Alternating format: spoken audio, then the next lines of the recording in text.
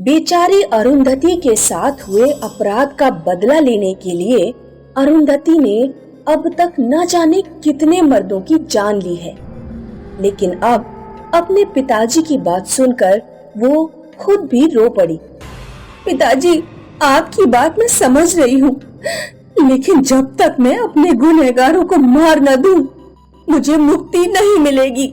मैं उन तीनों को पहचानती तक नहीं हूँ, तो मैं उन्हें कैसे ढूंढूंगी? तू फिक्र मत कर अरुंधति, मैं तेरी मदद करूंगा उन गुनहगारों को ढूंढने में, लेकिन तू तब तक किसी की जान नहीं लेगी, ये वादा कर। अरुंधति ने अपने पिताजी को वादा कर दिया। अगले दिन अरुंधति के पिताजी गांव के पंडित जी से मिले और उन्हें अपनी बेटी की समस्या बता दी। अब आप ही बताइए, मैं अरुंधति की कैसे मदद कर सकता हूँ? उन तीनों पापियों का अब सिर्फ एक ही व्यक्ति पता लगा सकता है। कौन? अघोरी भैरवनाथ। वो आपको दक्षिण के परशुराम घाट पर मिलेंगे, जंगलों के बीच, पर वहां जाना खतरे से खाली नहीं है। आपने इतना बता दिया, यही काफी है। मैं अरुंधति को मुक्ति दिलाने के लिए कहीं भी जा सकता हूँ। और बस उसी दिन अरुंधति के पिताजी ने बस पकड़ी और वो दक्षिण के परशुराम घाट के पास उतर गए। जंगल घना था और उन्हें पता नहीं था कि उन्हें जाना कहाँ है, लेकिन मन में अघोरी को ढूंढने की इच्छा लिए वो चल पड़े। चलते चलते उन्हें सुबह से रात हो गई और फिर उन्होंने जंगल में ही आग लगाकर रात काटने का निर्णय ले लिया। अंधेरा हो चुका था।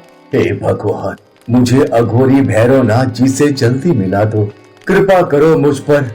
वो भगवान से प्रार्थना कर ही रहे थे कि तभी उनके सामने एक खूंखार शेर आ गया। शेर उन्हें देखकर शिकार करने की तैयारी कर रहा था। वो डर गए। जैसे ही शेर ने दौड़ना शुरू किया, उनकी चीख निकल गई। पर जैसे ही शेर ने उन पर छलांग मारी, शेर हवा में ही अटक गया और तभी अघोरी भैरवनाथ जी सामने आए। उन्होंने हवा में अटके हुए खूंखार शेर के सिर को सहलाया और वो शेर पालतू कुत्ते की तरह शांत हो गया और वहीं जमीन पर बैठ गया। धन्यवाद, आपने मेरी जान बचा ली। धन्यवाद। मैं अरुंधति का पिता हूँ। जय महाकाल। मैं सब जानता हूँ तो कौन है, यहाँ क्यों आया है, सब कुछ। अरुंधति को मुक्ति जरूर मिलेगी और उन तीनों पापियों को सजा भी। ये सुनकर अरुंधति के पिताजी की आंखों से आंसू बहने लगे। जय महाकाल। जहाँ अन्याय होता है वहाँ न्याय भी जरूर होता है। ये तीन नींबू तुम्हें उन तीन पापियों का पता बताएंगे। कल अमावस की रात है। अरुंधति बहुत शक्तिशाली होगी। तुम्हें कल ये तीन नींबू अपने गांव ले जाने हैं और जब अरुंधति तुम्हारे साथ हो तो एक एक करके ये नींबू जमीन पर रखना। ये नींबू खुद चलकर उस आदमी के सर पर पहुंच जाएगा जो पापी है और अरुंधति उससे अपना बदला ले पाएगी। अरुंधति के पिताजी अघोरी के चरणों में गिरकर उसका धन्यवाद करने लगे। जय महाकाल। ये सब उसकी कृपा है। धन्यवाद उस आदि शक्ति का करो। मैं तो बस एक साधन हूँ। और बस वो अघोरी वहाँ से चला गया। अगली सुबह अरुंधति के पिताजी वापस अपने गांव लौटे। वो खुश थे कि बहुत जल्दी उनकी बेटी चुड़ैल से आजाद हो जाएगी शाम होते ही अरुंधति के पिताजी खंडहर की ओर निकल पड़े। वो खंडहर में अरुंधति का इंतजार कर रहे थे। अंधेरा होते ही अरुंधति उन्हें दिखने लगी। अरुंधति, मुझे रास्ता मिल गया। क्या? अरुंधति के पिताजी ने उसे अघोरी की बताई हुई बात बताई और एक काले कपड़े में रखे हुए नींबू भी दिखाए। ये है वो 3 नींबू, इन्हें एक एक करके जमीन पर रखना है और ये नींबू तुम्हें उन पापियों का पता बता देंगे। और फिर उन्होंने एक नींबू जमीन पर रख दिया। नींबू अपने आप चलने लगा। तुम इस नींबू के पीछे जाओ। अरुंधति नींबू का पीछा कर रही थी। नींबू खंडहर से होते हुए गांव की तरफ चल पड़ा। गांव के एक कुएं के पास से घूमकर वो एक गलियारे में जाने लगा। वहां से होते हुए वो एक बड़े से घर में घुस गया। अरुंधति भी दीवार से आर पार चली गई। अंदर वो नींबू एक सोए हुए बलशाली मुच्छर आदमी के सिर पर था। अरुंधति समझ गई और फिर अरुंधति ने उस आदमी को हवा में उठा लिया। मेरी जिंदगी बर्बाद करके चैन की नींद सो रहा है कमीने, लेकिन अब नहीं, तू मरेगा।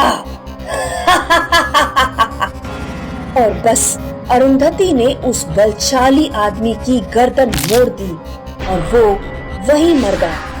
उसे मारकर अरुंधति खंडहर वापस लौटी। पिताजी, दूसरा नींबू नीचे रखिए। ठीक है। अरुंधति के पिताजी ने दूसरा नींबू नीचे रखा और अरुंधति उस नींबू का पीछा करने लगी। ये नींबू सीधा सरपंच के घर में गया और सरपंच के जवान बेटे के सर पर जाकर रुक गया। अरुंधति लड़के की छाती पर जाकर बैठ गई।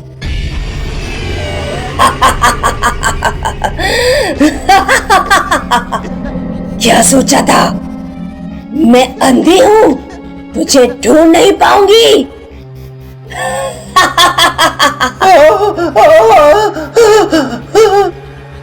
अरुंधति ने उस लड़के की आंखों में उंगली डालकर उन्हें फोड़ दिया और उसकी गर्दन भी मोड़ दी। दूसरा पापी भी मर गया। अरुंधति वापस खंडहर पहुंची और फिर उसके पिताजी ने तीसरा और आखिरी नींबू भी नीचे रख दिया। अरुंधति ने इस नींबू का भी पीछा किया और ये नींबू दूसरे गांव की ओर चलने लगा। अरुंधति अंधेरे में नींबू का पीछा करती रही। नींबू एक अखाड़े की ओर गया, जहां बाहर एक पहलवान खाट पे सोया था। नींबू सीधा उस पहलवान के सर पर जाकर रुका। नींबू की वजह से उस पहलवान की आंख खुल गई और उसके सामने अरुंधति खड़ी थी। बचाओ, वही मुझे बचाओ। कोई नहीं बचाएगा तुझे।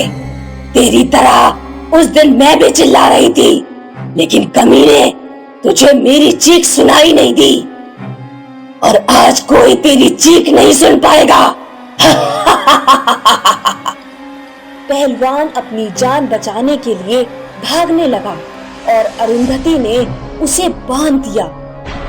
उसके पैर तो दौड़ रहे थे, लेकिन वो कहीं जा नहीं रहा था। तुझे मारकर मैं अपना बदला पूरा करूंगी।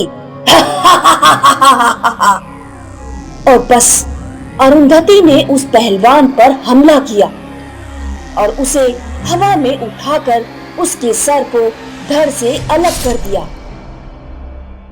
अरुंधति का बदला पूरा हुआ। वो वापस खंडहर पहुंची। क्या हुआ?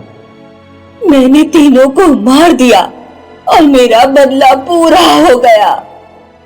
अरुंधति और उसके पिताजी दोनों रोने लगे और फिर एक सफेद रोशनी आई और अरुंधति उसमें खिंची चली गई। आखिर अरुंधति की आत्मा को मुक्ति मिल ही गई।